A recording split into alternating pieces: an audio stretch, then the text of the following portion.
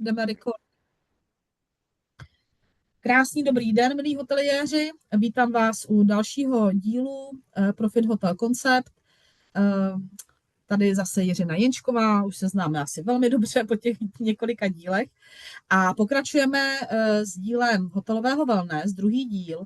A tentokrát tady mám úžasného hosta, velmi milou osobu, Zuzku Škoríkovou. Zuzi, ahoj. Ja ťa krásne zdravím a zdravím aj všetkých divákov a posluchačov. Zuzka sama o sobě říká, že je beauty a wellness expert. Měli jsme i tu čest, že jsme spolu vedli několik projektů a je to odborník na slovo vzatý. Pokud je toto první díl, který s námi vidíte, tak my se vám v krátkosti představíme. Moje jméno je Jiřina Jenčková, jsem hospitality konzultantka už nevím, asi 20 let. A největší specializaci a věc, kterou opravdu miluju, je revenue management, který propaguju už hodně dlouho a implementuju do hotelů. A jak říkám, když se mě někdo zeptá, co vlastně je ta hlavní činnost, tak občas říkám, že taháme hotely z červených čísel a dneska už v červených číslech nejsou, ale to neznamená, že se tam nemusí zvyšovat profitabilita, protože náklady nám stále rostou. A to, co ráda dělám, tak je spojení chytrých lidí a chytrých technologií.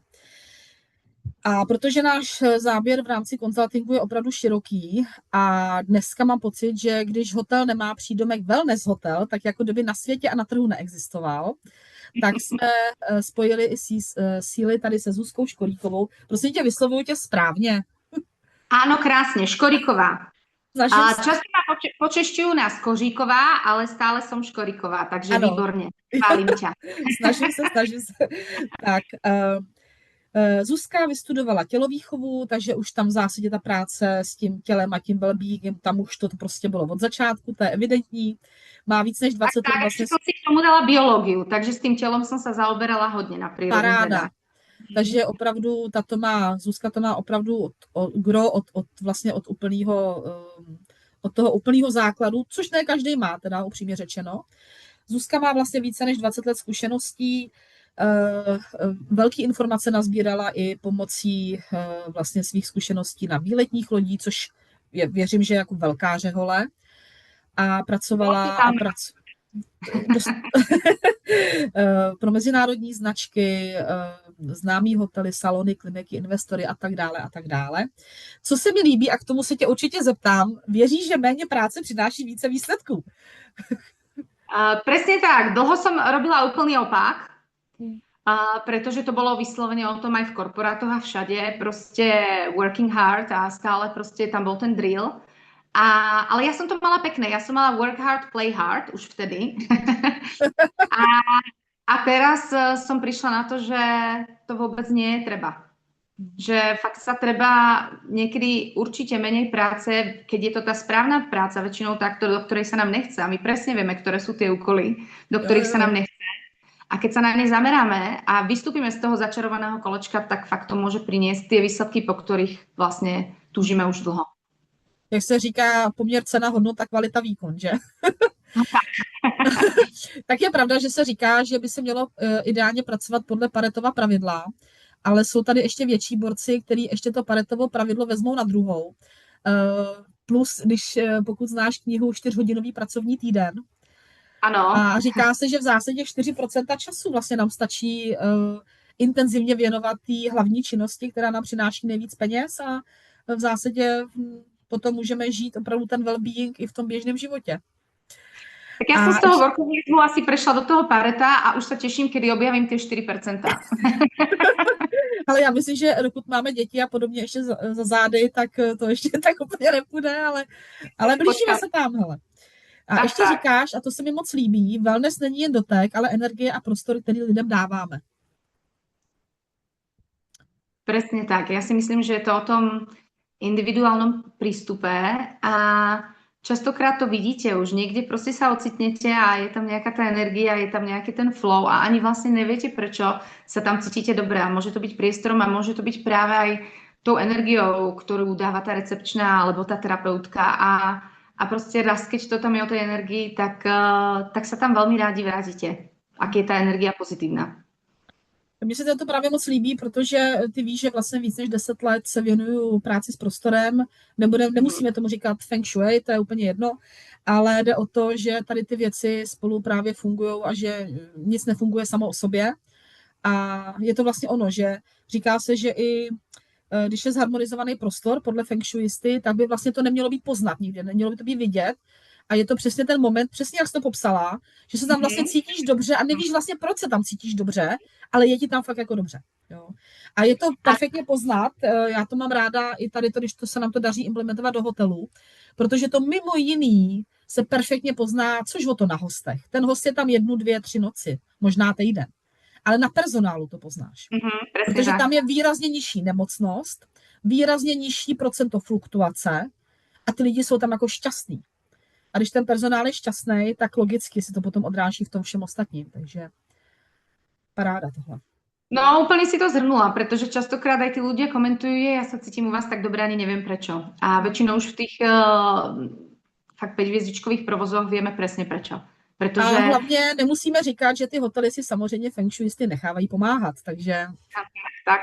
Takže ja sa len tak usmejem a už viem a častokrát, presne ako si povedala, tak pre mňa, tým, že som bola dlho v korporátoch, tak pre mňa vlastne tí VIP klienti boli moji zamestnanci. A keď sa k svojim zamestnancom správaš ako k VIP klientom a fakt sa snažíš presadiť to, aby sa tam oni mali dobre, tak myslím si, že tým pádom je to určitá výhra na oboch stranách. Je to tak. Zuzi, řekla by si ještě o sobě něco ráda, by si sdělila takhle do éteru, co třeba je takový nějaká třeba tvoje hlavní mise, kterou by si ráda vlastně tomu oboru v rámci toho wellness a beauty jako předala? No mne častokrát sa pýtajú tí ľudia, že beauty a wellness expert alebo konzultant, čo to vlastne ako robíš? Tak ja by som možno iba rozhrnula takéto rozhranie, že čo robím a z toho vlastne vidia aj taká tá moja misia. Ja veľa školím a školím väčšinou asi ženy v tomto biznise. A to je jedno, či sú to majiteľky salónov, kozmetičky, lekárky, ľudí proste z kliník a celkovo z tohto odvetia beauty a wellness, ale neškolím ich, ako robiť jednotlivé procedúry, masáže a tak ďalej, ale školím ich práve z toho biznis pohľadu. Pretože ja sa vždy smejem, že v tomto beauty a wellness odvetví, a ty určite tiež vieš, lebo poznáš tých ľudí, sú to veľkí srdciari. A zachraňovali by, všetko by robili srdcom, pomáhali by a na konci mesiaca, keď vlastne príde k tomu vyúčtovaniu, tak sa čudujú, že ako je to možné, že to tam nevychádza. Takže snažím sa im pomôcť v tomto.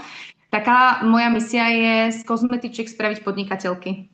Pretože oni veľmi veľa študovali, aby sa stali kozmetičkami, dostali tie certifikáty, ale nikto im nepovedal, že keď budú kozmetičky, maséri, ja neviem, fyzioterapeuti a tak ďalej a budú chcieť mať tie svoje provozy, tak vlastne sú podnikatelia. A toto je taká tá moja misia. Robím tam aj takú tú osvetu, aby ten štandard, či už tých kozmetičiek, tých masérov, aj saunerov, aby to bolo podľa určitých štandardov, či už od imidžu, cez určité postupy a tak ďalej. Takže nie vždy. Samozrejme, keď niekoho učíš biznis, tak je to o tom, že ten biznis prichádza s tou kvalitou. A to spolu súvisí. Takže školením sa veľmi veľa venujem a to je väčšinou, že ja neviem, školím 20-25 žien. A potom sa mi to celkom pekne prestrihne do toho, že tvorím nové wellnessy, tak sme sa vlastne spoznali aj my. Takže zrazu z tých 25 žien, ktoré školím, sedím pri stole, dajme tomu s 8 mužmi, s investormi, architektami a tak ďalej. Sedíme nad dispozičnými riešeniami a vlastne snažíme sa nájsť úplne ten najlepší koncept toho wellness, aby to bolo aj z pohľadu zákazníka, aj z pohľadu investora, aj z pohľadu zamestnancov, či už ekonomicky, provozne, asi tá ideálna verzia. Takže to ty poznáš, že to je na niekoľko a niekoľko kôl a je to taký ten vytrvalostný beh, by som to ja nazvala. No a potom mnohí ľudia mi povedia, že mám prácu snov, pretože chodím ako mystery shopper. Takže keď niekto mi povie, akože vy si prídete na masáž a vám za to ešte platia, no taký job by som chcela mať. No ale tí, čo sú vlastne v obore, tak vedia, že častokrát, keď už ste, ja neviem, aj masérka alebo kozmetička, a ja som istú dobu masírovala, robila som aj kozmetiky práve na zaoceánskych lodiach, tak ste veľmi hákliví na to, kto na vás siahne, ako na vás siahne. Takže Z toho, keď mi niekto povie, že to Rozumiem. je dream job, musím povedať, že niekedy utekám aj z toho stola, ale inak je to zaujímavá práca a baví ma to. Čiže odpoveď veľmi zložito som sa dostala k tej pointe. Snažím sa, aby ten svet toho beauty a toho wellnessu mal určité štandardy, aby to ľudia robili aj so srdcom, ale aj s nejakou profitabilitou. A veľmi ma teší, že teraz už je trend v tom, že keď niekto tvorí wellness, tak si dáva pomôcť odborníkami. No si díky, že teď si v zásadě shrnula i to, co dělám já a respektive moje firma, takže Krásne. tak není náhoda, že podobný se potká s podobným, takže zákon Máme rezonance. tam akurát inú tú níž, ale inak to máme Přesně, perfektné. ale jinak vlastně způsob je stejný. Ale Paráda, vlastne díky. teraz som na to prišla, že sme si obidve výborne zvolili, lebo vlastne už od škôl sme asi vedeli, akým smerom a ono väčšinou ten človek sa nájde a nájde si to, čo vlastne s ním súzni a ja som veľmi rada, že sa to tak nejako vyvíjalo a že vlastne robím fakt to, čo je aj môj lifestyle. A jinak potvrzuji i to, přesně, když říkáš z pozice mistery, já už teda jako mistery leta nejezdím, protože si ten obličej samozřejmě s nás jako spojí, na to máme jako jiný kolegy v týmu, který naopak nikde nikdo neuvidí, ale je to tak, že jet jako pro mě na hotel, pro mě to je taky, prostě jedu do práce a ano, standardně si vozím svůj polštář, protože už jsem se za ty roky vypěstovala trošku poruchu spánku, takže... Ale no tak... ja ťa úplne rozumiem, to je tá profesionálna deformácia, proste, ktorá v tom ide a ja som to mala veľmi silné. Ja som vlastne kedysi nevedela oddychovať. Ja som šla na dovolenku a rozčulovala som sa tam. A teraz to už prechádzam. Ako ja tie veci vidím, zasmejem sa nad tým a poviem si, wow, super, že to nemusím riešiť. A z toho, čo hovoríš ty vlastne, mňa sa veľa ľudí pýta, že ako môžem byť ako mystery shopper, keď tí ľudia už ma poznajú. A ja vždy odpoviem veľmi jednoducho. Ako náhle človek nerobí niečo automaticky a nemá to zažité, tak keď aj vie, že tam je kontrola, jednak je ako trošku vo väčšom strese, ale keď skúsi spraviť niečo inak ako normálne bežne, je to vidno. Je to vidno, že to není prirodzené, že to není zautomatizované. Čiže ja častokrát vidím, že ženy samozrejme sa ma snažia pozvať na ďalší termín rezervácie alebo snažia sa mi predať niečo a ide to tak kostrbato, že vidíte, že aj ten upselling alebo rôzne tie upgrady nejdu prirodzene, takže to nie je niečo, čo robia bežne a chcú to spraviť len preto, lebo je tá kontrola a oni vedia, že sa to musí. Jo, takže ja úplne bežne chodím napríklad teraz kontrolovať rôzne salóny, kde si ma volajú majiteľky priamo na ich služby. Čiže ona vie, že bude skontrolovaná. A to musím ešte teda povedať, neviem, ako ty si s tým mala skúsenosť, ale ja keď som sa vrátila asi 15 rokov z Ameriky a prišla som do Prahy, tak som si myslela, že mystery shopping budú chcieť všetci. A poviem ti, Jiřinka, nikto. Nula. Ja som za posledných 10 rokov nemala skoro vôbec mystery shopper návštevu.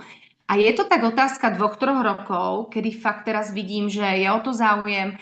A kedy si to ľudia brali kritika, ja nechcem počuť kritiku, lebo však Češi, Slováci neznášame kritiku, ano. Ale teraz to berú tak, že pozriem sa na to...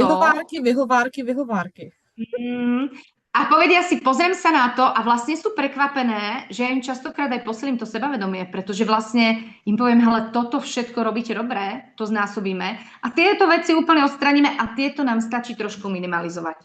A som ráda, že tí ľudia vlastne teraz to podstupujú, pretože čím sa pohneme? No, asi tým, že si stále budeme robiť dookola to isté a budeme si myslieť, že sme najlepší, ono to tak moc nejde. Treba si niekedy vypočiť aj tú druhú stranu mince, no. Aj keď to nie je príjemné. Díky, že to říkáš. My samozřejmě mystery shoppingy děláme taky, ale děláme i taky ty klasické ty vědomí, kde vlastně tam prostě přijedeme tak, jak jsme. Oni to moc dobře ví, kdo přijel a proč přijel. A je to, přesně tam potom i poznáš to, že vtip je v tom, že i když o tobě vlastně ví a víš, že to seš ty, tak stejně nasekají úplně stejné chyby, jako kdyby tam byl někdo jiný, ne já, jo? Nebo někdo z mých kolegů. Jo? Takže je to úplně jedno. A přesně i poznáš to, jestli je tam ta přirozenost, jestli věci dělají standardně, a nebo ze sebe tlačí a z hlavy dolujou někde ty zasunutý standardy, který vlastně ví, že by měli dělat, ale v 80% případů je nedělají. Takže... No a to už je ten vyšší level, kedy vedia, čo by mali robiť, lebo sú aj takí, ktorí vôbec netušia a idú si to proste a to rozhodnú nad tým, že on vie, že to je kontrola a vôbec sa nesnaží. Hej. Potom sú tí, ktorí vedia, hele, toto by som tam mala kde si oprášiť a nejde to. A A potom sú tam tí, ktorí to robia prirodzene. Takže presne si to zhrnula a ja musím len súhlasiť, je to tak. Tak, my se posuneme o kousek dál. Já jenom abych uvedla do kontextu, říkáte si možná, proč kombinujeme tady vlastně téma wellnessu a spa s revenue managementem, protože právě to je ten total revenue management. Protože v okamžiku, kdy máme vlastně wellnessový hotel, kde logicky teda bude samozřejmě i nějaký gastrozázemí a další věci, tak jasně, že neřešíme tržby jenom ubytka, byť jsou pro nás nejzajímavější, tak není to jakoby o tom, že jenom gastro je vlastně služba klientům a wellness není tak jenom služba klientům. I když někdy tam končíme s černou nulou, tak, protože ty náklady jsou samozřejmě enormní a my si to téma dneska lehce otevřeme, tu profitabilitu, samozřejmě wellness, ale je to samo o sobě velký téma, který určitě potom necháme na další díl. A v každém případě je fajn vědět, kromě toho, že byste měli mít už tuhle tu chvíli, točíme v lednu, to znamená, měli byste mít rozpočet pro tento rok, měli byste mít ten budget v písemné podobě a měli byste tušit samozřejmě, jakým způsobem vůbec splitovat jak tržby, tak náklady, což je často jako velký téma. A nebo to prostě házíte do jednoho pytle, do všech příjmů a prostě jedete cash flow is king a ono vám to na konci měsíce nějak jako vyjde v plusu, tak jste v klidu. Jo, každý máme jiný přístup, ale v každém případě, pokud tomu přistupujete víc jako odpovědně, já to teďka nechci jako zlehčovat vůbec, tak byste určitě měli sledovat, odkud vám plynou, jaké tržby a hlavně v jakém poměru. Tam není jenom o tom, jestli to číslo třeba roste nebo klesá, ale jak se vám to mění i vlastně v rámci těch celkových tržeb a umět si i vyhodnotit a umět odpovědět na to, proč se tak děje. Jo. Což je to, že to je třeba jedna z věcí, kterou my učíme číst, učíme analyzovat ty výsledky. Není potřeba mít k tomu matfis, ale prostě aspoň nějakou aspoň znát trojčlenku a umět si ty věci prostě vyhodnotit. Takže to je zase potom nemalá část třeba té naší práce. No a dneska tady máme téma wellness a spa. A když už tady vlastně tohleto zaznělo, tak než vůbec položím tu první otázku, tak pojďme si možná trošičku, nemusíme zabíhat jakože do definic, ale možná víc jako vysvětlit, protože mám pocit, že někdy ty slovíčka jsou buď to nadužívaný, nebo jsou chybně používaný, protože samozřejmě to, jak je to vnímaný z angličtiny, ne vždycky úplně jsou ty věci jakoby správně vnímaný v té češtině nebo slovenštině. A vůbec od slovíčka prostě well-being, co to vůbec jakoby je, co to je wellness, co to vlastně je spa, jaký je mezi tím rozdíl, jak to s tím vlastně souvisí. Tak Zuzi, pojď do toho. Jak to vnímáš ty? No, začala si asi takou témou, kde všetci majú pocit, že to tam je jasné, ale vlastne jasné to častokrát vôbec nie je. Jo? Všetci používajú, my máme wellness, alebo povedia, my máme spáčko. Väčšinou, ja by som povedala, v Čechách sa dosť často používa slovo wellness. A veľa ľudí ako si pod tým predstaví, keby som to mala úplne špecifikovať, tak si asi pod tým mnoho ľudí predstaví asi nejaký saunový svet, k tomu asi aj nejaký vodný svet. Takéto klasické wellness, kde prídem, je tam nejaký bazén, kde si odložím do nejakého brouzdalište detí, ja sama sa asi môžem ísť vysaunovať a do toho by bolo dobré ešte, keby tam boli nejaké masáže. A ono vlastne presne tak, ten wellness ja by som fakt rozdelila na saunový svet, vodný svet a lázne alebo spáčko, kde sa robia nejaké procedúry a tak by to bolo úplne krásne poňaté. Keď niekto hovorí o well-beingu, tak well-being tam môže byť vlastne, keď sa nad tým zamyslíme, úplne všetko, čo vám pomáha cítiť sa dobré, ale v rámci toho zdravotného lifestylu. Takže do well-beingu môžeme zasvědčit úplně všetko. Tam může být i kvalitní gastro vlastně, který by mělo zároveň doprovázet i to wellnessko.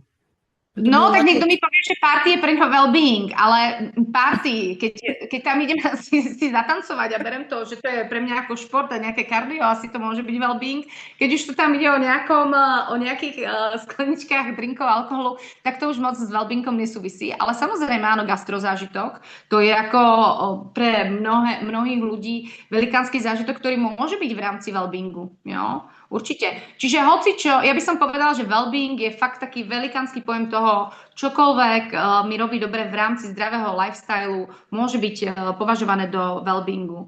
Wellness by som rozdelila úplne ideálne na také tie 3 zóny. A tam je to zaujímavé, že častokrát niekto povie, že je wellness hotel, a vy očakávate, že keď je wellness hotel, tak asi tam bude nejaký ten vodný prvok, budú tam nejaké sauny, budú tam nejaké tie kabiny a masáže a vlastne skončí to častokrát v tom, že to je napríklad jedna sauna. A povedia si, že to je wellness hotel. A dokonca som zažila aj to, že hotel si hovorí lesný wellness hotel a keď som tam volala, koľko majú saun a ako to tam vyzerá, tak mi povedali, že to vôbec nemajú, pretože oni majú lesné wellness. Tak hovorím, wow, super, takže máte ako vonkajší priestor, kde máte nejaké sauničky. Ne, my robíme lesné terapie.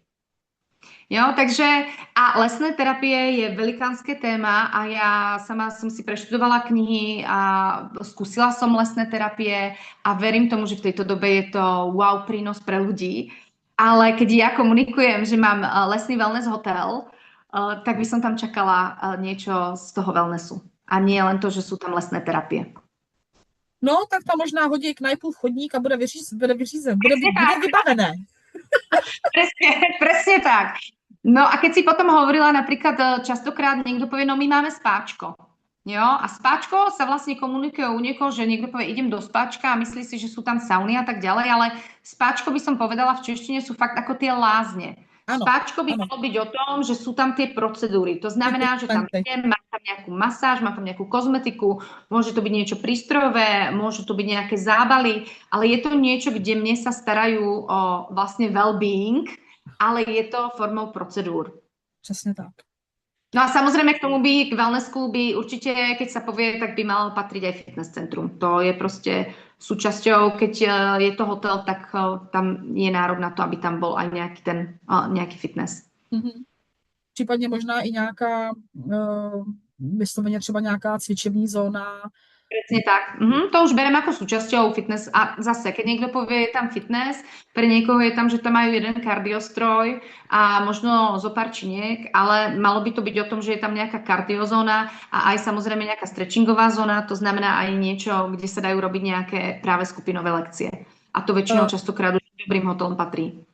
I s tímhle jsem se setkala, že byla miniaturní místnost, kde byl jeden vlastně běhací stroj, k tomu jeden elektrický trenažér a říkalo se tomu fitko. Aha, presne tak. A ešte áno. A v naše fitness je veľmi vyťažené, musíte si spraviť rezerváciu. A keď som tam videla ten jeden stroj, tak som to pochopila. Tak, no. Takže a ještě samozřejmě, jasně máme tady další krásný slovíčko mindfulness, který s tím vším vlastně potom souvisí. Takže musím říct, že jako zrovna ty slovíčka jako well-being, mindfulness a podobně, jako oni se do té češtiny jako strašně blbě teda jako překládají, ale asi všichni teda chápeme ten význam, co vlastně zatím teda je skrytý. A když bychom teda pokročili dál a přesunuli se k otázce číslo 1, kde vlastně pro tebe, kde ty vnímáš jakoby ten mezník, jako kdy hotelový wellness opravdu bys jako nazvala tím hotelovým wellnessem, ty už si vlastně částečně odpověděla, a nebo je to třeba, jak jsi říkala, bude tam jedna sauna, bude tomu říkat relaxační zóna. No a to je presne to, pretože teraz napríklad častokrát je aj trend, že sa spravia apartmány s wellnessom a ten apartmán je vlastne myslený tak, že väčšinou si ho ako prenajme rodina alebo dajme tomu pár a majú tam väčšinou výrivku a niekde aj saunu. Jo, takže sa robia tak ako wellness apartmány. Čo ako by som pochopila, keď mi niekto povie, že mám wellness apartmán, tak sa spýtam, či tam je výrivka alebo sauna. Ale keď mi niekto už hovorí, že mám wellness hotel, tak za mňa vždy by to malo byť o tom, že tam je minimálne jedna sauna, optimálne 2, nejaká párna kabina, nejaká relaxka a ideálne aspoň výrivka a plus aspoň jedna niekde masérňa, kde viem, že teda môže mať nejakú tú procedúru. Čiže ako fakt, keď mi niekto povie, máme wellness hotel, tak čakám v tom nejakú menšiu relaxačnú miestnosť, aspoň jednu saunu, dajme tomu páru a výrivku, nejaký vodný prvok a potom niekde nejakú miestnosť, kde sa robia procedúry. A to častokrát takto nie je, ale častokrát je to prezentované tým. A napríklad častokrát aj teraz sa robí to, že je tam privátne wellness A to má teraz, ako myslím, už niekoľko rokov. Je to fenomén. Veľa ľudí si povie, hele, ja chodím do wellnessu ráda, ale ja sa tam nechcem s nikým deliť. Hlavne, keď sa narážame na plavkovú, bezplavkovú zónu. Mám Ano. kamaráti, ktoré so mnou to non-stop riešia. A ja to berem už z toho fachu, ja si myslím, že mám takú tú slepotu, že u mňa automaticky, keď sa povie sauna, tak je to proste bezplavková zóna, ale veľa ľudí to stále rieši. A vtedy oni mi povedia, hele Zuzi, kde sú najlepšie privátky? Ja chcem ísť privátne. Jo, ja milujem saunu, milujem výruku, ale chcem to fakt mať privátne, nechcem byť rušená. Takže také optimálne privátne spa by vždy malo byť o výruke, o jednej saune, o nejakých látkach, o nejakej relaxačnej fakt časti, ideálne s krásnym výhľadom a to už by sme potom mohli ísť ďalej a ďalej a investície vyšli o niekoľko miliónov viac a viac. Vymyslet se dá lecos, ale díky, že jsi to zmínila, protože já to vnímám vlastně úplně stejně. A já se na to ptám z toho důvodu, že samozřejmě pokud si hotel dá ten přídomek, jakože je wellness hotel, a jasně, že můžeme čekat na to, jak na to potom bude reagovat ten trh a potom se to třeba odrazí v recenzích, jo, ale to je prostě škoda, je to pozdě, jo. A je potom smutný, když ten host tam jakoby jede. Jasně, že on z fotek může vidět jako lecos, ale jako samozřejmě fotky taky neukážou úplně všechno. A potom vlastně přijede na místo a je zklamaný. Nebo třeba zjistí, že právě je tam toho tak málo, že přesně, že pokud nemáš už jako 2 týdny dopředu před příjezdem udělanou rezervačku, aby ses tam vůbec jako v tom čase, který ty chceš, jako dostala, vlastně zjistíš, že vlastně nemá šanci. Jo.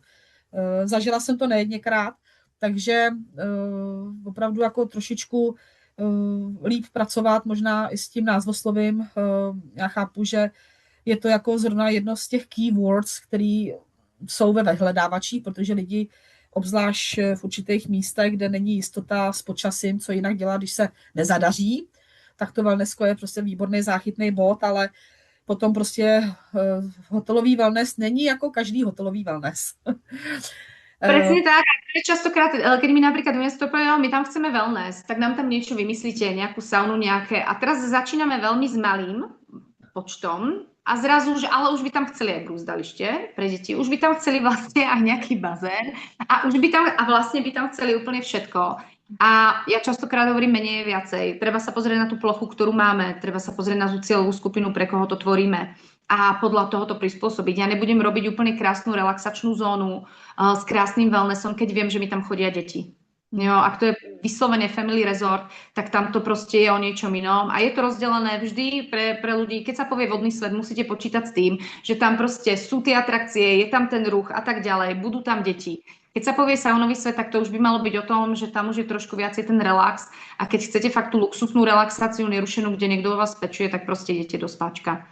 To je taká ako jednoduchá nejaká krivka, čo by sa dalo. Ale presne ako ty hovoríš, veľa ľudí povie, že sú wellness hotel a treba sa informovať. A ja mám veľmi rada, keď vlastne je nabrifovaná perfektne recepcia, ktorá vie, čo väčšinou prvé mizne. A už keď si robíte rezerváciu, tak by to malo byť o tom, že vás upozornia na to, že ak chcete ísť na masáže, tak vtedy a vtedy máte voľné termíny, alebo ak si chcete fakt užiť privátny wellness, že vás vlastne na to upozornia. A veľa hotelov už musím povedať, že tak funguje, pretože automaticky, keď proste idete niekde, vedia, že majú menšie wellness, takže prvorade hneď to bukujú. V 5 hviezdičkách vám príde proste minimálne 2 týždne pred vašou rezerváciou, už nech si navyberáte, čo potrebujete. Ale niekde je to stále o tom, že vlastne vám to vôbec nepovedia, pretože recepčné a nechcem ako vôbec ich urážať, lebo majú toho hodne a musia povedať informácie o check-ine, o tom, kedy sú večere, raňajky a tak ďalej, je toho veľa. A ešte keď od nich chcem, aby tam spomínali wellness, častokrát sa im do toho nechce,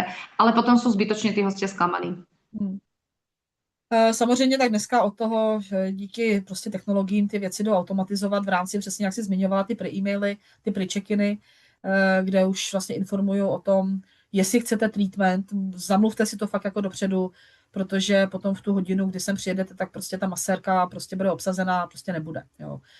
A ja musím povedať, že už aj hostia sú na to trošku viacej zvyknutí, jo? Pretože keď chcú ísť kdesi, tak väčšinou je zaujímavé, že veľa žien mi povie, hele, ja nechodím moc pravidelne na masáže, ale keď ideme kdesi ako na nejaký víkend, tak ja si tam fakt doprajem tú masáž.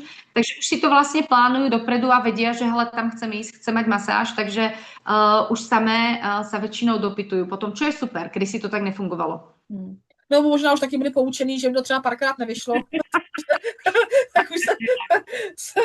už jsou proaktivní Áno, host a už se ptá dopředu. Jak ty třeba teďka vnímáš, ty jsi zmiňovala ty privátky, které jsou jako ve velký oblibě a já to jako chápu, protože my třeba jako, když jdeme třeba jako rodina, tak si to prostě taky jako užiješ jakoby i víc a máš tam víc klid a v zásadě je ti jako jedno, co se děje okolo, ale jak to třeba teďka vnímáš v těch posledních letech? Máš pocit, že se budujou víc ty hotelový wellnesska? Tady vidím, že mi chybí jedno L asi, výborně. A nebo takový ty vysloveně, že samostatně jakoby stojící jako wellnesska pro public, jo, prostě pro veřejnost. Já třeba vnímám třeba hodně saunový světy, nebo dobře, tak to může být nějaký akvapark, ale to už je zase úplně jako jiná kategorie, ale nějaký jakoby solo wellness. tak ako kedysi väčšinou v Čechách a na Slovensku wellness bol súčasťou hotelu. Tak to proste bolo a inak to ani nešlo. A za posledné roky je veľký trend už budovať, hlavne ako si ty povedala, saunové svety a samostatné. Teraz fakt vznikli úplne krásne rezorty, kde si človek môže odpočinúť. Ale napríklad, ja keď to vidím, keď si sa ma pýtala vyslovene na tie privátky, tak veľa ľudí si už teraz doma chce vybudovať svoje vlastné domáce wellness, kde väčšinou to musí byť o tom, tí ľudia už fakt hľadajú tú harmóniu aj toho priestoru a aj tej sauny, takže väčšinou to je komplex nejakého ochladzovacieho bazénku, dajme tomu s nejakou saunou, ideálne ešte s výrivkou, krásne na záhrade, so super posedením. Ale stále je toho ešte málo v porovnaní s tým, čo sa deje v zahraničí. A stále je toho ešte málo v porovnaní s hotelovými wellnessami. Takže ja by som povedala, že hotelový wellness je stále lídr. A práve tu sa ale dostávame presne k tomu, čo sme rozobrali. Zober si, že keď sa spraví krásny saunový svet, alebo dajme tomu nejaký akvapark, tak tie akvaparky väčšinou majú aj tie atribúty, že už sa robia s vodným svetom, so saunovým svetom, s nejakým tým spa. Takže to sú veľké komplexy. Ale keď sa spraví nejaký hotel a wellness hotel, tak vlastne wellness hotel je práve preto, že má, dajme tomu, 2 sauničky a už to je považované ako wellness. Takže stále, keby sme sa pozerali na štatistiky, tak stále určite príbuda viacej hotelových wellnessov ako jednotlivých tých komplexov. Ono možná, nechci přeskakovat teďka o trojku, jak vypadá ideální hotelové wellness, byť už jsme to tady několikrát naťukli. Ale ono s tím souvisí i ta 4, to je právě ta profitabilita, protože a tam jsme naše oblíbené téma, protože jako upřímně pojďme si říct, ekonomická náročnost provozu, nejenom saun, ale samozřejmě toho vodního světa a tak dále. Byť už dneska existuje hromada prostě super technologií, které s tím dokážou pracovat, řekněme, ekonomičtějším způsobem. A už je to plně automatizovaný, už se nemusí třeba používat až ne vždycky tolik chemie a tedy. Samozřejmě budeme se bavit trošičku zase, já teďka nechci šahat jako do tématu lázně, protože tam je to ještě zase úplně jako jiná kapitola a navíc jsou financovaný jako z více zdrojů, než jenom to, co bereme jako klasický soukromý wellnessový hotel, nebo řekněme wellness a spa hotel, jo. Tak tohle to asi bude taky jeden z těch důvodů, že to je vlastně součást, protože tu ekonomiku tam táhne vlastně úplně jiný department než samotný to wellness. A je to vlastně škoda, protože i to wellness umí být profitabilní, ale ne každý se tomu tolik věnuje. No, ja ti poviem úplne jednoduchú story. Častokrát, keď som kdesi na meetingu s investormi, tak mi povedia, no pani Škoriková, čo wellness? No, spravte to tak, no viete, to v živote neprinesie peniaze, tak nejako to poďme vymyslieť, jo? My sme také ako to keď sa povie spáčka alebo wellnessko, tak sa vždy hovorí, ježiš, to je to department, ktoré vždy je v minuse a ježiš skratové. Ale ono, jasné, je to nákladná záležitosť a ty sama vieš, že keď sa sedí na nákladmi spa, tak tam môžeme sedieť niekoľko týždňov. Ako to určite, hlavne keď to je väčší provoz a tak ďalej. Ale ja častokrát hovorím o tom, poznám provozy, ktoré majú vyslovene, a to nie sú hotelové komplexy, ale fakt vyslovene len provozy, dajme tomu spáčiek, alebo kliník, alebo iba saun, ktoré sú profitabilné. A u tých hotelov mi to väčšinou ide o to, aj od tých riaditeľov, aj od všetkých, že pani Škoriková, poďte nám tu s tým niečo spraviť, sme v minusových číslach. No a to ty asi poznáš, toto zadanie, je to bežná realita, bežný scenár, ale ja častokrát prídem na to, že je to o tom, ako sa tie spa služby fakturujú a prefakturovávajú medzi oddeleniami. Jo, tie splity. že častokrát, samozrejme, ty si povedala, že hotel, ktorý už nemá teraz wellness, tak už ani nie je považovaný za hotel. A ono, čo si budeme teraz hovoriť, vy už kedysi vám stačilo, že ste hotel a ľudia sa u vás ubytujú. Teraz musíte byť hotel s wellnessom. Do toho tam ale musíte robiť nejaké akcie, do toho tam musíte mať milión aktivít, ktoré vlastne tí ľudia vyhľadávajú možno v meste, ale keď už prídu na ten hotel, tak to tam chcú mať taky. Takže... A ještě dobře vařit. No, počkaj, keď nie je dobré gastro, tak to ako keby sa tam ani nedalo spať, jo. A teraz toto všetko je taký strašne veľký nárok na tých hotelierov, že to musia nejakým spôsobom dotiahnuť a častokrát to spáčko je to takéto, keď sa niečo pokazí v hoteli, tak tí ľudia idú do lázni alebo do toho wellnessu, do toho spáčka. A tam sa to väčšinou nejakým spôsobom vybaví. Čiže úplne bežne rôzne, teda na nejaké sťažnosti sa reaguje tým, že dostanú wellness služby zdarma. A potom mňa zaujíma častokrát, lebo to je niekoľkokrát 100 vstupov, 200 vstupov, 1000 vstupov, jo? Kde to končí, tá revenue. A tá revenue niekedy nekončí tam, kde by mala, a tým pádom potom vychádza to samotné oddelenie, že proste je ďaleko od ziskovosti, ale celé sa to napríklad dáva do salesu v rámci ubytovania. Jo? Takže tam to treba väčšinou pozrieť a častokrát ja poviem, keď vidím nejaký provoz, že tam budeme spokojní, keď bude to wellnessko na nule, ale je to velikánska pridaná hodnota, pretože na základe toho, že máte wellness, tak môžete niekoľkonásobne zvýšiť ceny, čo sa týka ubytovania a tak ďalej a tak ďalej. To je zase téma na celý asi diel. My se tady k tomu určitě dostaneme potom ještě extra a je to přesně tak. Samozřejmě, co se týká interních splitů, obzvlášť pokud je to packageovaná nabídka, kde máš vlastně kombinaci ubytko, samozřejmě nějakou stravu, ať už prostě snídaně nebo polopenze a k tomu třeba vstup do wellness v úvozovkách zdarma. My víme, že to je kalkulovaný samozřejmě v ceně. A vůbec jako interních splitů tam teda často narážíme i vůbec jako na technologické možnosti některých PMS-ek, jako hotelových systémů. Nebo ne, že by to jako nedokázali, ale někdy je to strašně jako zbytečně komplikovaný. A druhá věc je, že, a neříkám, že takhle to mají všichni, jo, to jako určitě ne, ale když se ptáme, jestli vlastně hotelier má vůbec jakoby spočítaný nejenom náklad na pokoj a den a takovýhle podobný jako základy, nebo zná prostě nákladovost snídaně a tak dále, to už jako považuji za standardní bázi, ale přesně umět jako třeba vykalkulovat, jaký je vlastně náklad na wellness jako takový, na provoz toho wellness a teďka k tomu dokázat samozřejmě nakombinovat a ještě to zkombinovat nejenom jako, že běžíme sauny, běžíme vodní svět a k tomu nějaký treatmenty, jo, k tomu máš samozřejmě omezený treatment hours a podobně. Ona to je docela jako alchymie, tohle to dá tako dohromady. Je, pretože ty vlastne si povie, presne ako si povedala, veľa ľudí si povie, OK, tak máme tu nejakú hodinovú sadzbu, čo nás to stojí, keď to máme pustené, jo? No, dobre, ale to sme ešte to, že to je pustené a že to hreje, to je ešte nič, jo? A teraz ideme ďalej a ďalej a ďalej a ďalej a ďalej. A tak, čo si budeme hovoriť, prádlo vo wellnesse, jo? To je obrovitánska položka, jo? A teraz... Ano, pardon. Ne, v pohodě. Samozřejmě ano, wellnessový froté a podobně, froté program, prostě radla a tak dále, jasně. Ještě to já se, nejenom jak se k tomu kolikrát ty lidi chovají a ještě kolikrát, jaká tam je samozřejmě vyšší procento ztrátovosti, než je na hotelech, co si budem. Obrovské.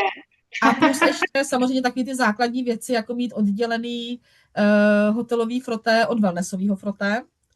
No to už jsme pri takých detailoch, které se řeší fakt několik. Ale hele, já myslím, že prostoru bude dost a že těch dílů natočíme určitě víc a co se týká i té profitability a vůbec jak se třeba na to podívat, že bychom trošičku nějaký tip, nějaký hint těm hotelierům mohli dát, aby věděli, jak to jakoby uchopit a podívat se na to, jak to vůbec jakoby rozpočítávat. Jo. Určite, pretože to, že niekto povie wellnessko není profitabilné, áno, ja rozumiem, ale treba sa tam teda pozrieť na to, ako to je. A presne ty si hovorila teraz, často sú tam proste nejaké balíčky, alebo sú tam nejaké, ja neviem, pernamentky a tak ďalej.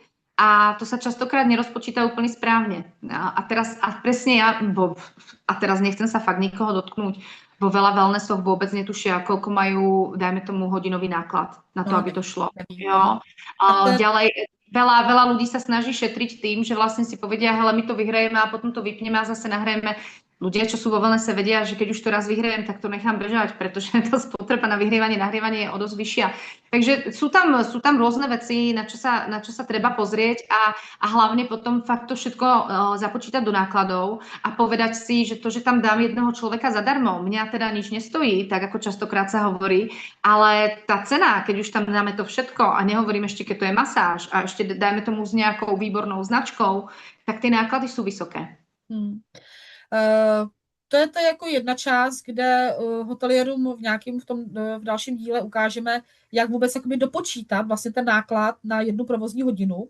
A přesně jak říkáš, vypínat, zapínat, to nikdo nedělá, protože přesně tady ten důvod. To znamená, vlastně se na to musíme dívat ze dvou úhlů pohledu, protože tam bude nejenom ta hodina, ta provozní, ale v zásadě ta disponibilní hodina ještě k tomu. A druhá věc je potom to, jak si vlastně pomoct k tomu, aby to wellnessko se stalo profitabilní, protože ty cesty tady jsou, akorát se s nima nepracuje. Nepracuje se s nima tak aktivně, jako už se to třeba hoteliéři naučili třeba v rámci cenotvorby ubytka, případně třeba Gastra a Mais, i když tam si troufám tvrdit, že jsou taky ještě pořád jako rezervy, ale u toho wellnesska tam to umí fakt jako málo kdo. Jo. Takže... No ja musím povedať, že veľa mojich klientov, ktorých mám, tak nemôžem povedať vôbec, že sú v minusových číslach. Absolútne nie, vždy profitabilní. Jo? A teraz už potom je ale otázka, že keď sa dohodneme asi, aký profit by to malo dávať, tak potom otázka je toho potenciálu, kde to až ide. A tam dôležité pri tých nákladoch je proste zamestnanci. Jo? Keď si to tam zoberte, je to veľká plocha, potrebujete tam fakt uklízečky, potrebujete tam častokrát niekedy aj plavčíkov, jo? Potrebujete tam samozrejme masérov, kozmetičky, ľudí, ktorí sú vám, dajme tomu, v gastroprovoze vo wellnessu a tak ďalej, a tak ďalej, a tak ďalej. Čiže tá hodina provozu niekedy vyjde na sumu, no je to veľa. Takže vlastne väčšinou je to o tom, že ja hovorím, že wellnesska rozdeľujeme, či to je, ja neviem, 2-hviezdička, 3-hviezdička, 4-hviezdička, 5-hviezdička a častokrát, keď už je to tá 5-hviezdička, treba zistiť, či toto všetko tam je. A ak ten provoz má byť na základe tej 5-hviezdičky tak strašne vysoký a tie náklady tak strašne vysoké, otázka je, či z toho nezísť trošku nižšie a spraviť z toho trošku väčšiu profitabilitu. Jo? Takže vždy je to na úkor nejakých štandardov, na úkor nejakej kvality, ale častokrát optimalizované wellness kľudne môže byť, dajme tomu, 4-hviezdičkové, 3-hviezdičkové perfektné, a dajme tomu, je tam viacej self-service, ale je to na takej menšej ploche, že to funguje. Ale nedá sa to spraviť u veľkého provozu, kde proste, čo si budeme hovoriť, ja viem, že teraz všade je self-service, ale ja stále hovorím o tom, že proste ľudia sú tí, čo robia ten rozdiel. A na tom... ti dokážou vygenerovat potom vyšší tržby, že ne všechno tohleto prostě dokážeš automatizací, nějakou apkou a podobně. Ale mě ještě do toho teďka skočila jedna otázka, protože se setkávám i s tím, že to, že třeba hotel má, řekněme, já nevím, třeba 80, 100 pokojů, 200, že se tam prostě k tomu pořídí wellness, OK, tam vím, že to jako ekonomicky jsme schopni utáhnout, nakalkulovat dobře, ale samozřejmě ano, v naší republice a na Slovensku je to vlastně velmi podobný v tomhletom. Prostě jsme malá země, nemáme za stolik prostoru, kilometrů a metrů čtverečních plochy a jsme tady v tom docela jako limitovaný. A nejvíc vlastně ubytovacích zařízení se řadí do kategorie malá ubytovací zařízení. To znamená, bavíme se v průměru třeba o 20-30 pokojích. A tam taky jako chtějí mít to wellness. No samozřejmě. To znamená, samozřejmě tam ta ekonomika je někde daleko, ale úplně jinde v tu chvíli. Tam to bude samozřejmě celý na bázi self-servisu, ideálně, v nějaký omezený míře. Ale vidíš ty tam třeba nějaký break-even point, jako kde si řekneš, jako že vy jste se zbláznili, tady vůbec jako žádný jako wellness jako nedělejte. To je prostě úplně jako ekonomická sebevražda. A nebo vlastně si říkáš, je to vlastně jako jedno, i kdyby tam bylo 10 pokojů, tak to taky dokážeme vlastně zařídit tak, aby to fungovalo. Ja sa na to dívam vždy, že keď závisí, čo má byť srdce toho projektu. Jo? A častokrát mňa teda väčšina oslovujú ľudia, že srdce projektu má byť wellness. Takže srdce projektu wellness sú veľké fakt hotely, ja neviem, wellnesska okolo 2000-3000 metrov štvorcových, takže veľké hotely, veľké provozy wellnessové, ale A to sú teraz samozrejme butikové hotely, ktoré si povedia, hele, my máme, dajme tomu, ja neviem, 10 pokojov, ale my tam jednoznačne chceme. Chceme tam to wellness. Tak ja by som sa pohrávala s tým, ako spraviť to wellness tak, aby sa dalo prenajať súčasťou, dajme tomu, nejakého pokoja. To znamená perfektný upgrade. To znamená, mám tam nejaké wellnessko a myslím si, že teraz už sú minimálne viem asi o 3-4 rezortoch, ktoré to takto robia. Takže vlastne to wellness, keď nie je vyťažený celý ten penzión alebo celý ten rezort, tak sa dá prenajať ako súčasť, dajme tomu, apartmánu a máte to wow, čo nikdy nezažijete. A potom zase, keď sú viacej vyťažení, tak to slúži ako verejné wellness. Takže sú tam určité možnosti, ako sa pozrieť na to, ako viac menej z toho, ako to už je nadstavené a postavené, nechcem povedať škaredo, ale vyžmýkať čo najviac, aby ta profitabilita tam bola. Je to tak, no. Já nevím, jakou máš tady v tom zkušenost ty teďka z poslední doby, nebo obecně bych řekla i, že někdy mám pocit, že se majitel, nebo to je jedno, prostě rozhodne, že jako ano, je to trend, prostě pojďme pořídit wellness. A já teďka nechci nikomu šahat do svědomí, že na to nejdu jako přes čísla, jo. Ale víme obě, že počáteční investice nikdy neskončí na této částce, stavby se vždycky prodlouží, všechno trvá díl. Ale v zásadě já jsem zažila minimum vlastně lidí, kteří na to jdou nejdřív od těch čísel, aby si vůbec jako spočítali, jak vlastně velký by ten provoz měl být, co by tam vlastně všechno mělo fungovat tak, aby zasnou ty profitability, jo. Aby to vlastně bylo ekonomicky aspoň jako soběstačný a teprve vlastně potom se rozhodnout, jestli do toho ve finále jako jít nebo ne, ale spíš se setkávám s tím opakem, že řeknou, tady máme nějaký metry pro prostě plochy, vejde se nám sem tohle. Týká se to jako, bude vás to stát tolik a tolik, jo. A řekneme si, je té pecká, to nám prostě přitáhne jako nový jako klienty, nebo třeba lepší klienty, nebo nevím. A potom vlastně za 2 roky tam potom koukají do těch papírů a říkají si, ty kráso, jestli my jsme to trošku jako nepodcenili. Jo. A teraz ty si povedala vlastne úplne celú problematiku. Jo? Ako ja som ráda, že dajme tomu 10 rokov dozadu tu absolútne nikto nechcel nejakého konzultanta na wellness. Chceli veľa konzultantov na gastro, ako to postavia, aký tam bude šéf kuchár, aká bude menu a všetko toto áno, ale to vôbec nešlo o wellnessy. Čiže wellness, túto si zoberie generálny riaditeľ a Maruška, ktorá to má na starosti a nejako to tam rozjedete, tak toto nejako bude. Ale teraz musím povedať, že už je fakt veľký, povedala by som aj trend, že sa na to hľadajú teda odborníci a častokrát ja spolupracujem s architektami, ktorí sú výborní, úžasní ľudia, investori, výborní, úžasní ľudia, ale keď už sa niečo vytvorí, tak potom rozmýšľate o tom, že OK, koľko treba, aby sa tá investícia vrátila. A či vôbec tam bude toľko ľudí, čo bude chcieť potom mať ten dopyt. A hlavne, aká bude tá utilizácia toho celého. Jo, a to je napríklad, tuto sa veľmi rozchádzame, lebo keď robíte napríklad saunový svet, tak ten saunový svet chcete, aby bol rozmanitý, chcete, aby tam bolo čo najviac toho a aby ste mali ten teda ako krásny zážitok. Aj keď niekedy to je na úkor toho, že ja by som radšej prijala, keď idem napríklad do 3 identických saun, a jedna, dajme tomu, je bylinková, OK, druhá je, dajme tomu, nejaká fínska silná a ešte jedna, tam dáme nejakú, ja neviem, aromatickú. A vyzerajú rovnako, tak ja by som skôr prijala, ja neviem, úplne nejakú atypicky rozdelenú, dajme tomu, či už materiálom, či už tvarom, či už výhľadom saunu, ktorá bude teda drahšia, ale bude to fakt wow, že keď tam prídem, tak si poviem o. A pár takých saun sme už fakt vytvorili a niektoré sú ešte iba v tvorení a možno za 2 roky už ich uvidíte v nejakých krásnych wellness rezortoch. Ale to by som ja určite viacej podporila ako nejaké 3 obyčajné sauny. Jo? A teraz presne to je tá otázka, že niekedy ako to není o kvantite, ale je to o tej kvalite, je to o tom koncepte, je to o tom príbehu. Takže keď sa niekedy zariaďuje nejaký wellness a ja mám niekedy pocit, že to je, keď to prirovnám do gastra, tak je to o tom, že ideme byť italská reštaurácia.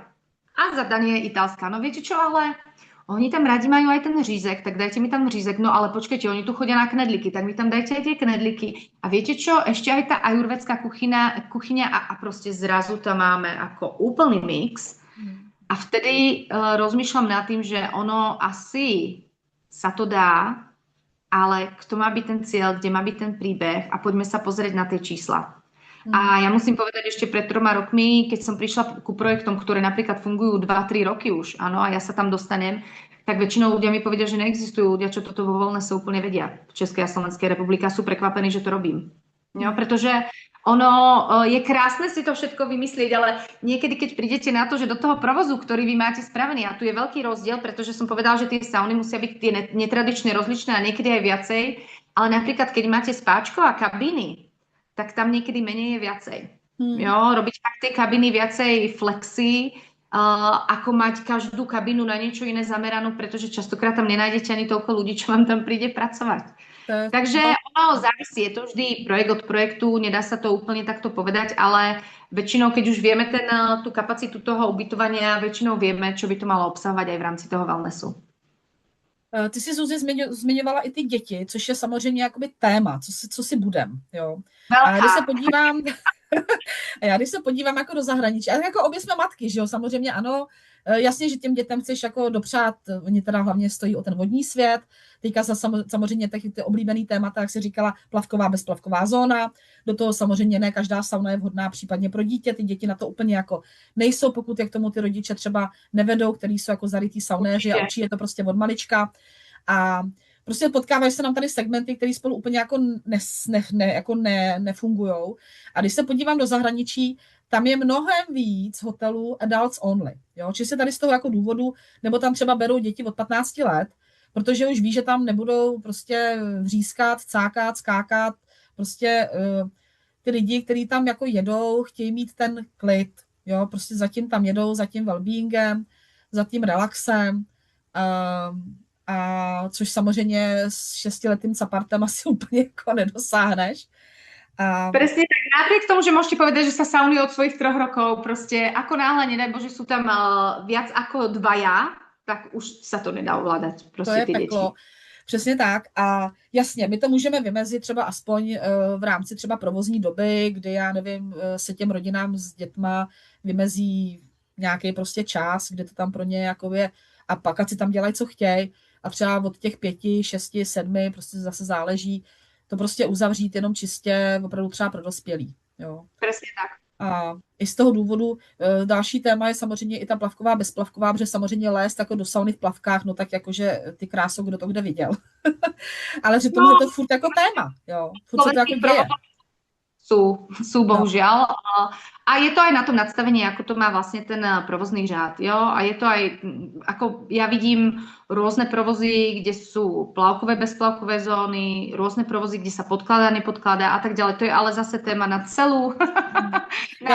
Já jsem tím chtěla říct jakoby to, že vlastně se tady pořád nedostatečně, a ty jsi to taky dneska zmiňovala, vlastně pracuje i s tou segmentací těch hostů, že se snažíme pořád takovou tu starou písničku jako vyhovět všem, což je totální jako nesmysl, protože nikdy všem jako nikdo nevyhoví 100%.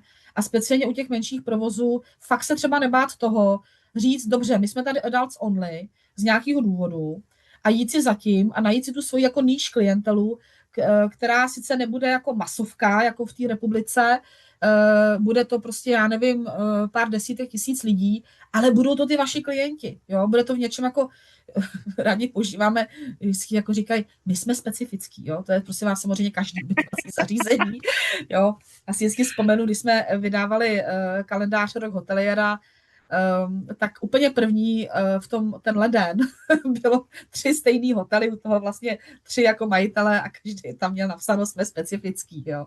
Já to nechci jako zlehčovat, my to samozřejmě jako vnímáme a jako i z té pozice toho konzultanta, ano, všichni jsou specifický, ale všichni řeší vesměs ty stejný problémy, jo.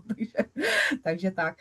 Ale, a nebo naopak, prostě to přesně říct a prostě, hele, my jsme fakt jako jenom prostě friends and family tady hotel a je to tady prostě ideální pro děti, já nevím, třeba do 12 let, protože tam zase potom třeba ty starší puberťáci se naopak jako budou nudit, pokud tam nebudou mít nějaký svoje zase jako jiný prvky, protože chápu, že jako cachtání ve 30 centimetrech asi pro ně úplně jako nebude to ono. A na druhou stranu zase ty matky chtějí být taky jako v klidu a vědět, že si tam to dítě neutopí. Takže... Že si užijú pekný wellness víkend tým, že děti budou vo vodnom světě a budou spokojné. Aby tam ano. prostě všichni jako byli šťastní, jo? Že přesně, že dobře, no tak tady 2 hodiny se prostě vyrachtáš jako s dětma, potom tatínek pohlídá, nebo maminka pohlídá, nebo případně někdo jiný pohlídá, no a rodiče si potom užijou ten saunový svět třeba potom, jo, později nebo něco, ale jako řešitelný to je a největší peklíčko je opravdu snažit se vyhovět jako za každou cenu všem typům segmentů, který spolu v zásadě jako nepasujou absolutně. Jo, takže... Presne tak. No a tam presne je o tom, že aj to zadanie toho wellnessu, a ty si to teraz pekne popísala, je o tom, že pre akú cieľovku to je a kto tam hlavne bude chodiť a akú máme vlastne aj tú kapacitu toho wellness, jo? Pretože keď máte väčšie priestory, tam sa vám to dá krásne spraviť, ale častokrát bojujeme s tým, že tie priestory nie sú úplne veľké a vy tam fakt musíte to spraviť tak, aby to nebol taký paskvil úplne všetkého, ale tí ľudia, aby fakt si tam prišli na to svoje. A keď už máme fakt také veľmi malé provozy, tak sa to rieši tou prevádzkovou dobou, pretože dajme tomu, ja chápem maminky s deťmi, áno, sama som mama, takže rozumiem tomu, ale už podvečer, keď proste sa fakt chcete si odýchnúť, tak už by to nemalo byť o tých deťoch. Jo, ale zase tie deti môžu mať náhradný program, výborne fungujú rôzne animačné programy, hlídanie detí, vlastne mnohé hotely majú hlídanie a malinké butikové hotely vám majú hlídanie zdarma s tým, že vy si fakt idete na tú masáž, idete si do tej sauny, takže závisí väčšinou podľa toho, aký príbeh by to malo odovzdať a kto je tá cieľová klientela. A potom na druhej strane sa treba pozrieť aj na tie čísla, jo? Koľko do toho chcem investovať a kedy sa mi to má vrátiť a ako to má byť profitabilné, pretože to sú všetko atribúty. Keď mi niekto povie, pani Škoriková, navrhnite nám, my chceme najlepšie wellness. A najlepšie wellness. A teraz ideme, jo? A to je proste milión podkategórií. No nám stačí, keď budeme najlepší. No. A potom veľa ľudí sa aj prezentuje, jo? My sme najlepšia klinika, my sme najlepší salón, my sme najlepší hotel. Ja hovorím, a kde ste to vyčítali? Podľa čoho to teda robíte? Takže tam je to tiež veľmi odlišné. A práve tým, že niekto mi povie, jo, vy ste cesty wellnesska. A teraz to je fakt rozdelené, jo. Môže byť fakt niekto, ja mám kamaráta a neviem, či asi si možno s ním aj robila už rozhovor Pavel, jo. To je sauna guru. To je proste na sauny absolútny perfektný odborník. Ale v tom wellnesse zase, keď sa budeme rozprávať, a on samozrejme má presah aj do wellnessu, ale ten wellness máme aj o tých procedúrách, jo, máme to aj o tom fitku, máme to aj o tých samozrejme saunách, je to aj o tom vodnom svete. Čiže je to velikánsky pojem a presne ako sme sa na začiatku dostali, niekto povie, hele, ja hľadám nejaký wellness hotel, poraď mi. Tak čo od toho očakáva? A vždy sa pýtam, idete s deťmi, nejdete s deťmi? Jo? Ja na Instagrame mám proste všetky možné wellness tipy a niekto si to pozrie, ale ja poviem, hele, vy máte 3 malé deti, tam sa ani nepozerajte, vám doporučím úplne niečo iné. Jo? Takže Adults Only ide a už Adults Only sa chytilo aj v Čechách, jo? To zase... No, ale byl tady hotel, já ho nechci jmenovat, ten za to dokonce dostal pokutu. Teda sice symbolickou, pravda, ale dostal pokutu právě proto, že si tam žena stěžovala, že ji neubytovali s malým miminem. Jo. Přitom ten hotel Leta letoucí to prostě proklamuje, je to klubový hotel a proklamuje, že prostě je to adults only, že to je právě tady z toho důvodu, že tam ty lidi jedou, jsou tady jenom pro tuhle tu jednu konkrétní cílovku a vyhrála to, no, jakože paní... Ale je to vtipný, protože v té době se v zahraničí fakt jako nestalo, jo? Protože tak jako host má možnost si vlastně vybrat hotel podle svého gusta, tak proč by pro boha, a to je zase taková ta, prostě tady přesně vidíš, jaká je tady podpora podnikání v Čechách, jo? Že vlastně, proč by si hotel jako přece logický, aby si hotel vybral, pro koho ten hotel tady vlastně jako staví, pro koho tady vlastně jako je, kdo je ten jeho klient, je to úplně stejný na obou stranách, jako jo. Takže to bylo docela takový jako překvapující. Ale mě tam ještě dotekla jedna věc, když jsme vlastně otvírali to téma těch malých provozoven, protože na druhou stranu, i když třeba někdo má malou ubytovací základnu, teoreticky si vlastně, když ten prostor má a má do toho jako chuť a věnovat se tomu, že to wellness bude to gro, tak vlastně v tu chvíli samozřejmě víme, že to neuživíme na ubytovaných hostech, ale otvíráme to i veřejnosti. Jo? A pak je zase otázka potom přemýšlet už i jako koncepčně, jestli tam teda se bude chodit přes hotelovou recepci, nebo jestli tam bude třeba úplně opravdu na férovku extra vstup jako venku právě pro ty pasanty, proč ne? Jo? což taky může pro někoho hrát roli, že to bude jakoby sice wellnessový jako hotel, ale zároveň to bude opravdu fungovat prostě public a zase nebude to takový to no-name, jako že jsme tady všichni a pro všechno, ale já si vzpomínám už kdysi dávno, tuším, že hotel v Savanách, Hatě u Znojma, ty tam byli jedni z prvních, který před mnoha lety začínali vlastně s ajurvédou, že tam měli i svého ajurvédského vlastně lékaře a všechno. A asi to tam teďka pokračuje dál, nevím, už jsem tam nějakou dobu nebyla. A tam prostě se jako vědělo, že jedeš tam do wellness a je to ajurvéda, jo. A taky, jak jsi dneska říkala, že když někde jako doporučuješ, protože těch možností dneska je celá řada, a taky prostě pro koho to je to pro ženy, je to víc pro muže, je to pro páry, je to pro rodiny s dětma, jo, takže ježišmarja, proč se tím jako omezovat a opravdu nebát se v tomhletom jít jako hodně ostře vymezeně nějakou konkrétní cestou, protože se to najde toho svého klienta, jo. Presne tak. A dostáváme se k 5. Jaké změny a trendy v tuhletu chvíli jako přichází, ať už třeba z pozice materiálů, technologií, čehokoliv, co tě jako napadne, co tam třeba jako vnímáš, že je nějaký jako silný hybný moment? No, za mňa ako také tie trendy, keď sa zamerám na wellness ako komplexne, tak kedysi to bolo všetko také tie interiérové záležitosti. Častokrát vlastne wellness si našla úplne ako väčšinou v tých nízkych patrách, skoro v pivnici a bolo to tam také ako takéto temné a takéto spáčkové. Postupom času sa niektorí nebáli samozrejme dať už napríklad wellnessy hore, kde už je ako výhľad a kde už je to extra pridaná hodnota. A už niekoľko rokov, teraz by som povedal, že je veľký trend exteriér dať to vonku. A tam sa úplne, ja by som povedala, že úplne moje srdce spieva, pretože tam je také velikánske pole pôsobnosti a vraciame sa vlastne späť k tej prírode, pretože čo si budeme hovoriť, každý jeden človek, ktorý žije vo veľkom meste, tak vlastne túži po takom tom kľude a vlastne byť v tej prírode. Čo možno pre nás, ja ako decko som chodila k babičke na dedinu, bolo to pre mňa bežné, ale teraz už možno pre tie mnohé deti to ani není bežné a už pre mnohých ľudí taky nie. Takže čím bližšie... Je to luxus. Presne tak a platí sa za to hodne. Takže čím bližšie k prírode, tak tým lepšie, veď čo si budeme hovoriť, glampingové provozy, ktoré sú fakt ako luxusné provozy v rámci rôznych kempov, a sú to glampy, tak sa tešia absolútne vysokej obsadenosti a naplneniu. A tým pádom aj tie hotelové wellnessy už prišli na to, že hele, máme tu možno menšie plochy, tak poďme to dať vonku.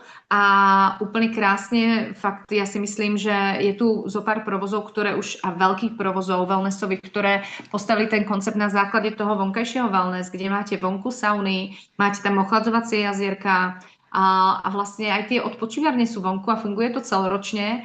Takže povedala by som, že veľkým trendom, stále ešte nemáme tak veľa tým vonkajších wellnessov, ako je v zahraničí, ale už to je veľký trend a z toho, čo vidím, ako projekty sa teraz tvoria, je tlak na to, aby to bolo aj vonku. Super. A čo sa týka... Pardon? Příroda léčí a zadarmo. Presne tak, presne tak. Takže keď je mne vtedy tá žena povedala, že majú lesné wellness a vlastne chodia, keď to tak ako úplne poviem s nadsázkou, objímať stromy, tak som si hovorila, hele, prečo nie? Je to úplný basic základ, ktorý vlastne sa, dajme tomu, kde si v Japonsku, dajme tomu v Ázii, využíva veľmi a tu sa to vlastne vôbec nechytá. A možno je to tá podstata, že oni majú špecifickú klientelu, ktorá sa tam príde zastaviť, nadýchnúť a pobyť v tej prírode. Jo. Takže to je to. A čo napríklad ja vidím, a veľmi by som si prijala, aby sa to ešte rozšírilo, tak ja mám rada, keď či už je to tá, dajme tomu spa kabina, alebo dajme tomu tá sauna, alebo aj ten vodný svet, aby povedali nejaký príbeh. A mám rada, keď to je nejako koncepčne prepojené, či už s kozmetikou, čo robíte, či už s procedúrami, ktoré robíte, či už s tými saunami, ktoré tvoríte. A veľmi sa mi páči, aby každá jedna tá sauna bola niečím špecifická. Či už tvarom, či už materiálom. Proste zapamätovať. Ako človek tam príde a povie si, ja nebol som len v nejakej fínskej saune, ale hele, toto bola ohňová sauna. Videl si to? Videl si, čo sa tam dialo? Takže za mňa už musím povedať, že je to zadanie od mnohých investorov nie len spravte nám wellness, za túto si nakreslím nejakú saunu. A nehovorím, že tak to nie je, aj tak to je, ale veľa ľudí povie, hele, vymyslíte nám tam niečo. Čiže fakt, už teraz vidím, je to stále ešte ťažko zohnané a niektoré veci sú proste, si môžete vymyslieť, ale nedajú sa ešte u nás zrealizovať. Ale je to o tom, že fakt je to rozlíšenie či už toho príbehu, podporené materiálmi, podporené tvarmi a to si myslím, že je tá cesta. A to je Ty už jsi aj zmínila trend. tu zapamatovatelnost, jo, a to je prostě přesně ono, jo. Já si třeba takhle pamatuju v hotelu Sen, můžem klidně jmenovat, Ježíšmarja, proč ne? A mně se tam strašně líbí to jejich tapidárium, jo. Já teda úplně nejsem jako typ na finskou Wow, saunu. to im vyšlo výborne. Tam veľa Jo. ľudí proste, aj tí, čo napríklad povedia, hele, ja nemám rád saunu, ale chodím napríklad tu, pretože teraz tam majú ten úžasný vonkajší bazén. A oni povedia, no ale chodím tam do toho tepidária, tam je to boží. No. Jo, takže áno, a to je niečo, kde si sadnete a poviete si wow. A vlastne veľa ľudí stále ešte má tú tendenciu si povídať v saune a väčšinou to robia tak, že si vlastne šepkajú. Jasně, A myslíš si, že ani to neslyší. to je úplne výborné, pretože tak to všetci počujú. Tak si hovorím, hele, tak buď rozprávajte, alebo niečo, ale je to fajn. No a tam sa mi veľakrát stalo, ja si tam chodím teda, sem tam samozrejme tiež odpočinúť a tam tí ľudia sú fakt ticho. Proste tam sa pozrite na ten strom a proste ste ticho. Takže veľmi áno, podarilo sa im to veľmi. Protože přece ví všeobecně, že v lese se nekřičí. V lese se nemluví. No, takže tam běží příjemná hudba a jako mají to tam fakt jako hezky vymyšlený, i ty lehátka tak jako různě v těch patrech, že jo, nad tím a tak, jakože jako člověk sem jako dokáže najít ten svůj koutek toho relaxu, no. Robia to výborne a musím povedať, že teda ja som tam zažila úplne plnú kapacitu, až takže sa nedalo zaparkovať a tak som si hovorila, hele, tam ani nejdeme, ale samozrejme chcem vždy skúšať, ako až kam to ide a čo až sa môže podariť a nepodariť.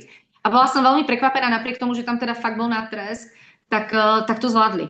Jo, myslím, že to tam bolo ja neviem, či sme brali posledných 5 skriniek, alebo ako ale dalo sa to. Je samozrejme jasné, že keď máte rada ten relax, tak keď idete do bazénu, kde proste je fakt veľa ľudí, už to asi nie je o tom, ale zase bola to super atmosféra na tých saunových ceremoniáloch. Jo. A ja sa veľmi teším, že saunovým ceremoniálom sa teší viacej a viacej ľudí a vlastne mám už aj poptávku, kde je malinké hotelové wellness. A ja im poviem, a čo tu robíte so saunami? Nič, hovorím, prečo nerobíte saunové ceremoniály? Tie saunové ceremoniály samozrejme môžu byť pre, ja neviem, aj 300 ľudí, aj 150 ľudí, aj 80 ľudí, ale môžu byť aj pre malú skupinu 8 ľudí. Jo? Tam to nemusí byť o tom, že to je vyslovene o tej show a o tom mávaní, keď je menšia saunička, ale môže to byť skôr o tej napríklad muzikoterapii, možno o metličkách trošku, o aromaterapii, možno o nejakých vychudžovadlách, takže dá sa to pekne spraviť. Takže ten trend by mohol byť aj v tom, že sa nemusia bať tie hotelové malé wellnessy niečím sa odlišiť, pretože špeciálne ako si hovorila, že častokrát je to aj o tom, aby k vám chodili ľudia zvonku a ja myslím, že teraz už to je lepšie, ale kedysi, keď som robila pre nejaké hotely, tam nikoho nenapadlo, že by tam mohol prísť zvonku.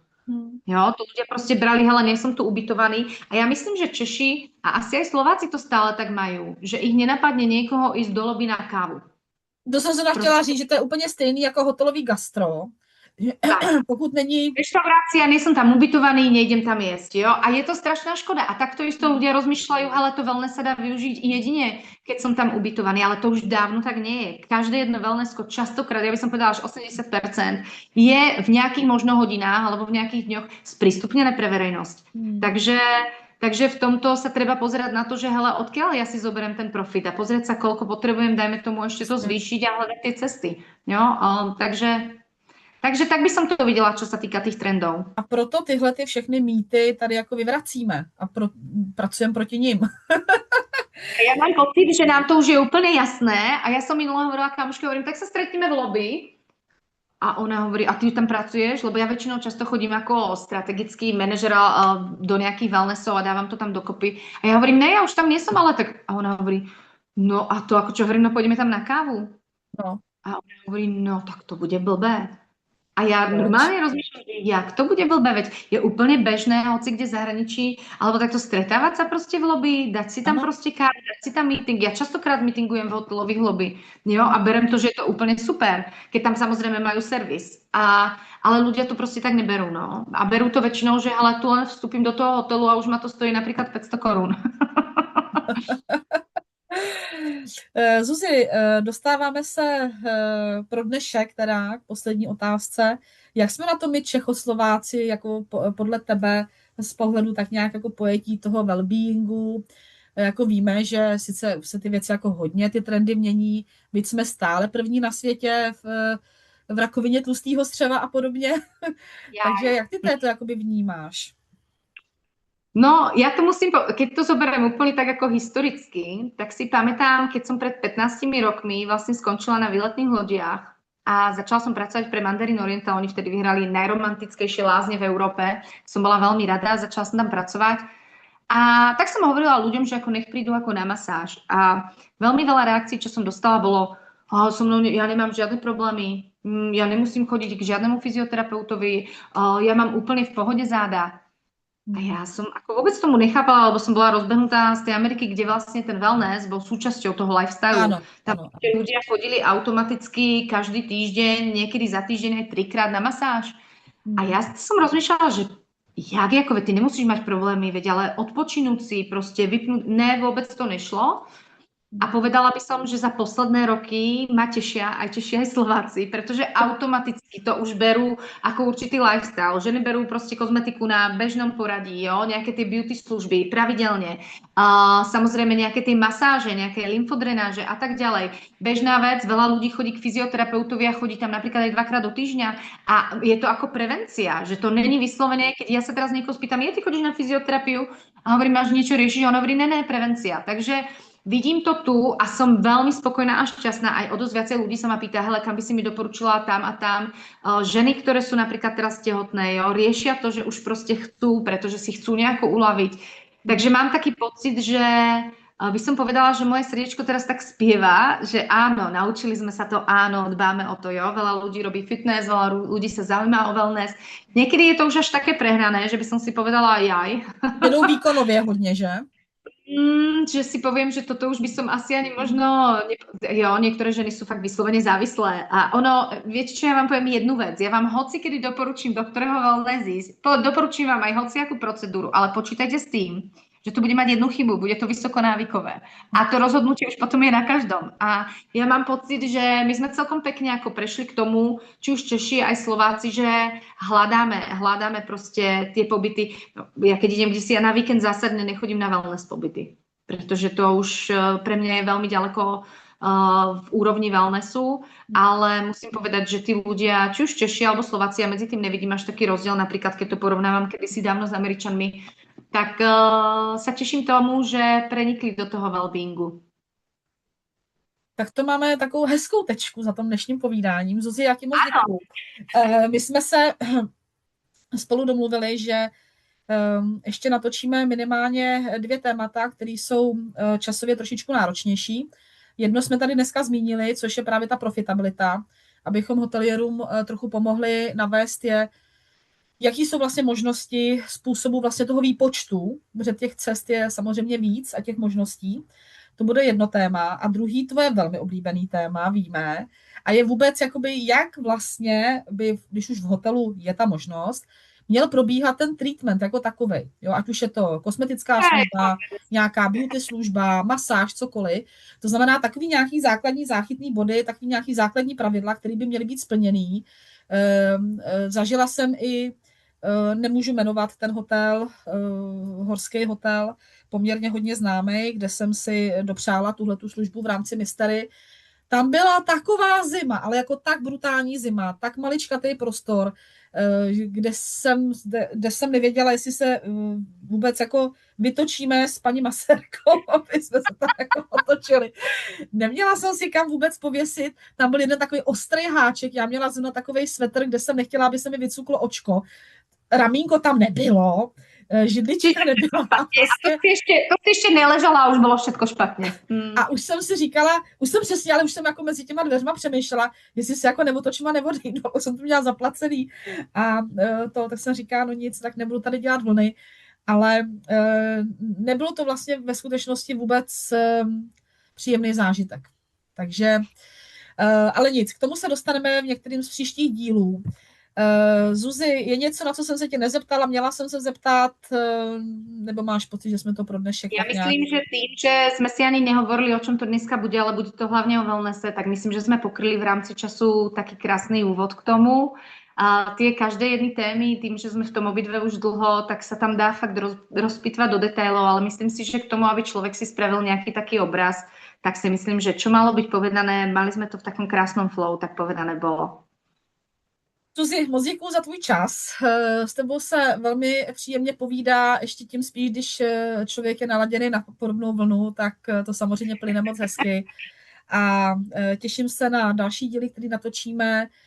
Věřím, že jsme trošičku nachytřili i některé kolegy. Určitě, když budou hledat tvoji službu, tak si tě velice snadno najdou. A těším se na další společné projekty vlastně. Takže Ja takisto, nám to ide také pekne v takej symbióze, že vždy ja som veľmi ráda, pretože ty si obrovitánsky expert cez čísla, takže ja si myslím, že s kým iným robiť ten rozhovor ako s tebou. Takže sa budem veľmi na to tešiť. Dneska to bolo v takom peknom flow, uvidíme, pri tých číslach sa trošku započíme. Hlavně, no ne, tam samozřejmě musíme udělat jako přípravu a připravit nějaký vzorečky. Áno, keď sme si tie konkrétne veci a možno rozobrali konkrétny hotel, tak ten človek sa tam rozhodne zapotí, ale je to dobré to vidieť, jo. Ja častokrát samozrejme robíme hodne konzultácií a tam to je cez také pocity, ale ja väčšinou častokrát už nejdem cez pocity, ja poviem, hele, ukážte mi čísla, tam sa to proste všetko objaví. Jo, a potom treba priznať to aj, čo za tými číslami je. Takže som ráda a veľmi sa teším aj tej téme, že pôjdeme cez procedúry. Ja častokrát už musím povedať, že áno, mám tu profesionálnu deformáciu, kedy ja keď idem ako mystery shopper, tak skúmam niekedy aj 200 bodov na jednej procedúre. Takže je to fakt do detailu, ale viem si ten senzor niekedy vypnúť a stačí mi vlastne fakt povedať len tie základné veci. A to väčšinou každý človek navníma, niekde sa dobre cíti a potom sú tam také tie detaily, kedy vlastne ešte neležíte ani na tom lehátku a už rozmýšľate, že chcete odtiaľ zdrhnúť, tak jak si to mala ty. Takže budem sa veľmi tešiť. Ja dúfam, že sme niekoho možno inšpirovali, možno k nejakým veciam, čo si uvedomil, možno sa tam našli aj nejaké wow efekty. A Jiřinka, budem sa veľmi tešiť na ďalšiu spoluprácu a ďakujem všetkým za pozornosť. Taky děkuji za pozornost, mějte se krásně a těšíme se u dalších dílů. Zuzi, papa, ahoj, ahoj. Ahoj.